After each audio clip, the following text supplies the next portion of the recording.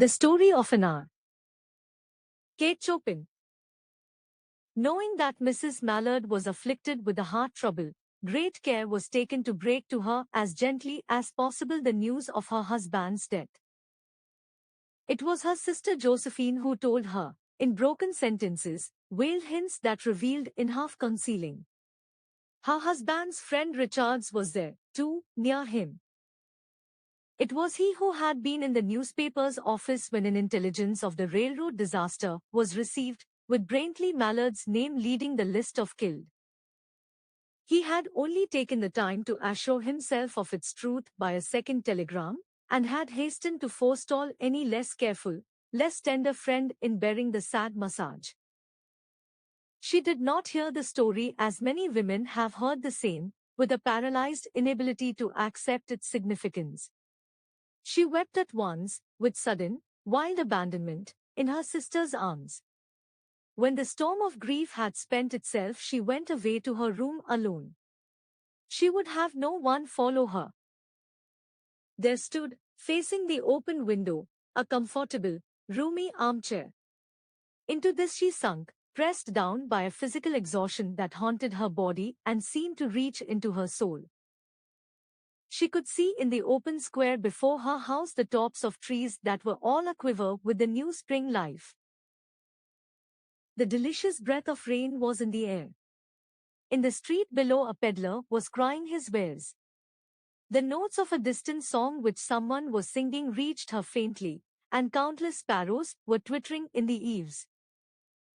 There were patches of blue sky showing here and there through the clouds that had met and piled one above the other in the west facing her window. She sat with her head thrown back upon the cushion of the chair, quite motionless, except when a sob came up into her throat and shook her, as a child who has cried itself to sleep continues to sob in its dreams.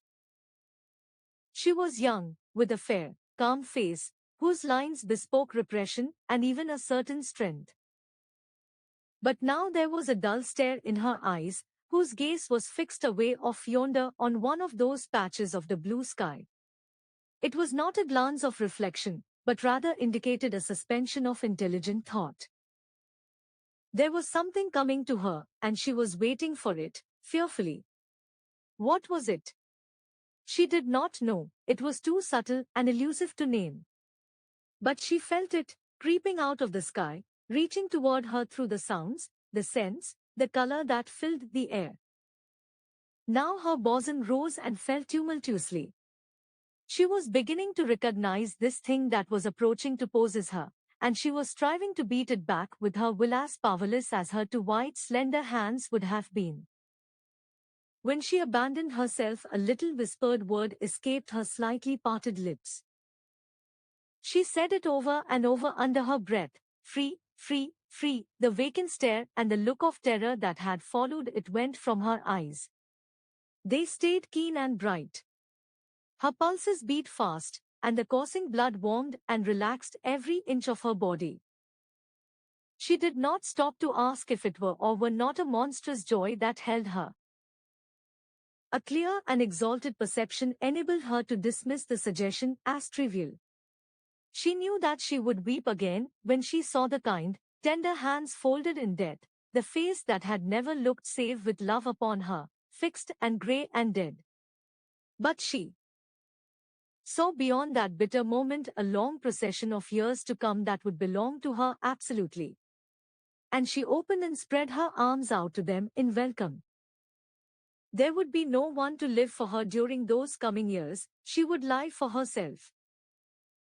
There would be no powerful will bending hers in that blind persistence with which men and women believe they have a right to impose a private will upon a fellow creature. A kind intention or a cruel intention made the act seem no less a crime as she looked upon it in that brief moment of illumination. And yet she had loved him sometimes. Often she had not. What did it matter?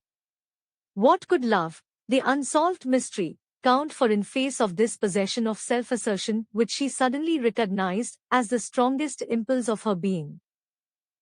Free. Body and soul free, she kept whispering.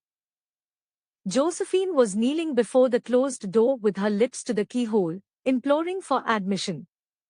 Louise, open the door. I beg, open the door, you will make yourself ill. What are you doing, Louise? For heaven's sake, open the door. Go away. I am not making myself ill. No, she was drinking in a very elixir of life through that open window. Her fancy was running riot along those days ahead of her. Spring days, and summer days, and all sorts of days that would be her own. She breathed a quick prayer that life might be long. It was only yesterday she had thought with a shudder that life might be long. She arose at length and opened the door to her sister's importunities. There was a feverish triumph in her eyes, and she carried herself unwittingly like a goddess of victory. She clasped her sister's waist, and together they descended the stairs. Richard stood waiting for them at the bottom. Someone was opening the front door with a latchkey. It was Braintley Mallard who entered, a little travel-stained, composedly carrying his gripsack and umbrella. He had been far from the scene of accident, and did not even know there had been one. He stood amazed at Josephine's piercing cry, at Richard's quick motion to screen him from the view of his wife. But Richard's was too late.